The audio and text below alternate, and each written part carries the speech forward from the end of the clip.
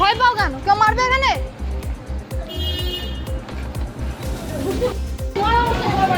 দাঁড়াচ্ছি, দাঁড়াও।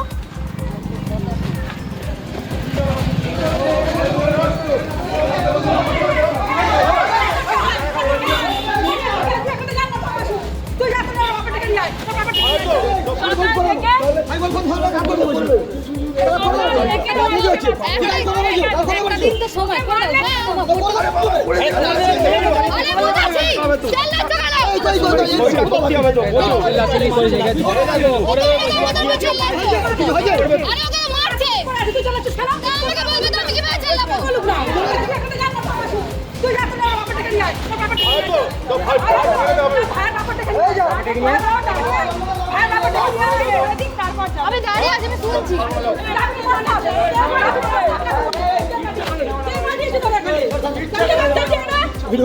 আমি ভিডিও নিচ্ছি, আমার হাতে ফোন আছে।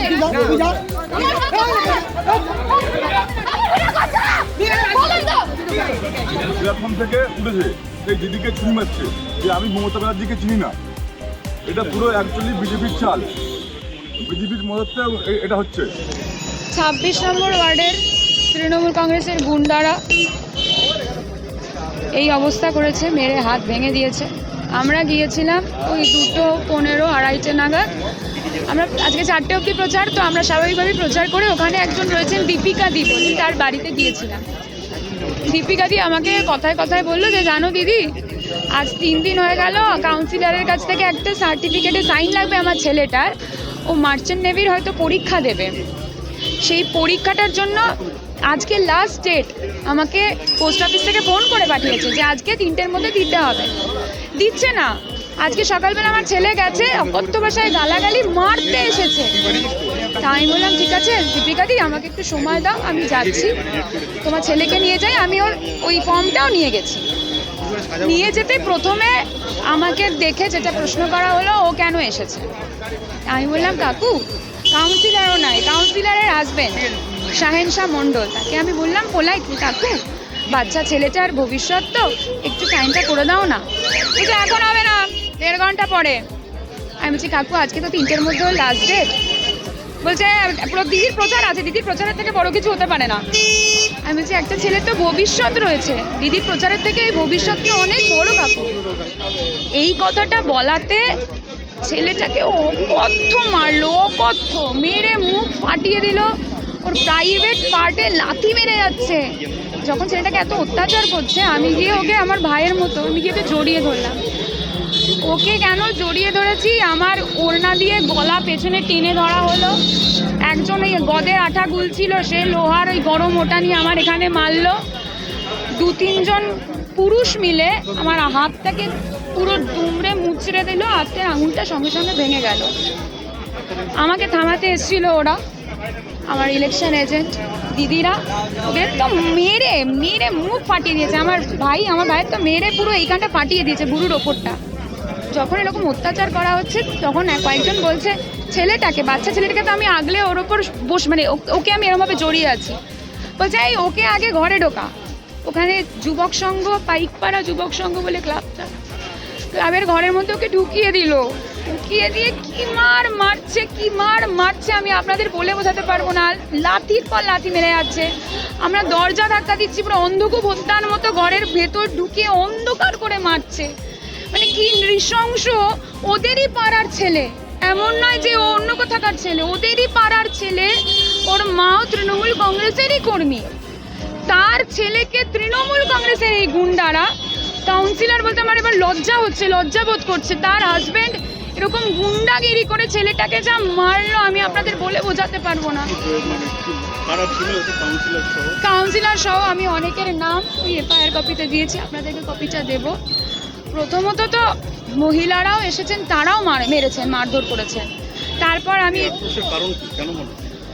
আমার প্রথম কথা মনে হয় বাচ্চা ছেলেটা আমার হাত ধরে গিয়েছিল। মানে আমি তো ওইখানে কম্পিটিটার ক্যান্ডিডেট। আমি মনে করি যে কোনো কম্পিটিটার ক্যান্ডিডেট হোক, সে আমার জায়গায় যদি বাকি 5 জনের মধ্যে একজন মহিলা থাকতো তার বিরুদ্ধে এই অত্যাচার করার রাইট অধিকার তৃণমূল কংগ্রেসের নেই। আজকে তৃণমূল কংগ্রেস এত ভয় পেয়েছে আমাকে সোনারপুরের মাটিতে যে আমার সঙ্গে বাচ্চা ছেলেটা গেছে বলে দরজা বন্ধ করে তাকে লাথি মারছে। ওদেরই কর্মীর ছেলে। বলছি যে এর আগে তো তোমার নামে অভিযোগ করেছে।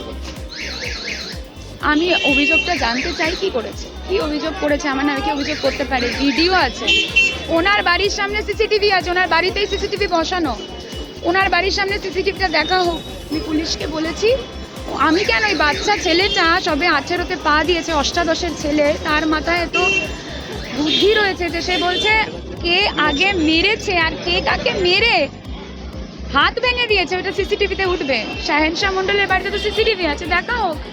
যদি না উনি বলেন এবার সিসিটিভি খারাপ, এটা তো কালচার রয়েছে তৃণমূল কংগ্রেসের, দেখা হোক সিসিটিভি। আমি পুলিশকেও বলেছি দেখা হোক।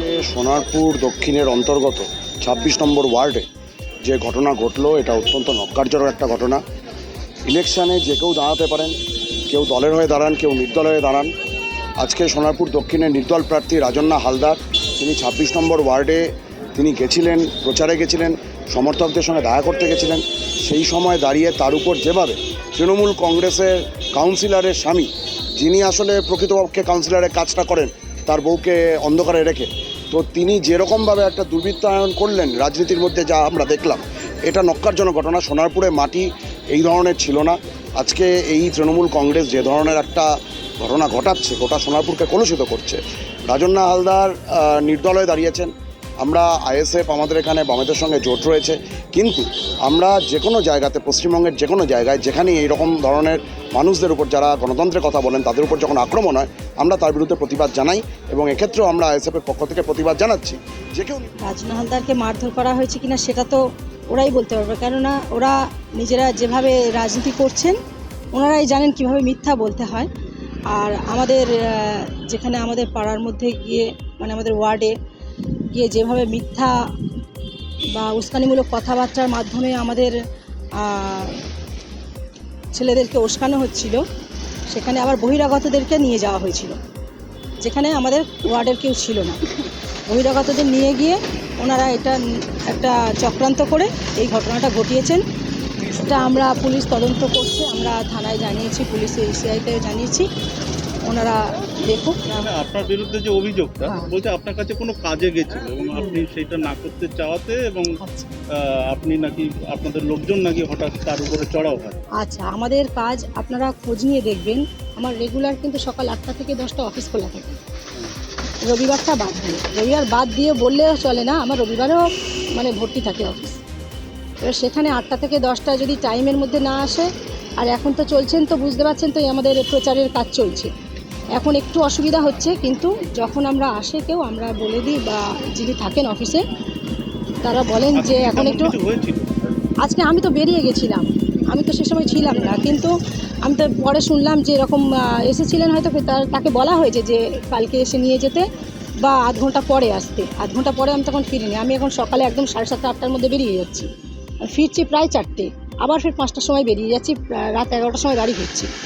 এবার আমি যেগুলো কাজ আমার সই করা থাকে, আমি হয় দুপুরে যখন সময় পাই করে দিই, হয় সন্ধ্যাবেলা আমাদের পার্টি অফিসে তাদেরকে ডাকা হয় বা বাড়িতেও ডাকা হয় তাদেরকে পৌঁছে দেওয়ার জন্য সন্ধ্যা, আর পরের দিন সকালবেলাও আমি তার জন্য রাতেও সইটা করে রাখছি, যাতে সকালবেলা এসে তারা পেয়ে যায়। ঠিক আছে।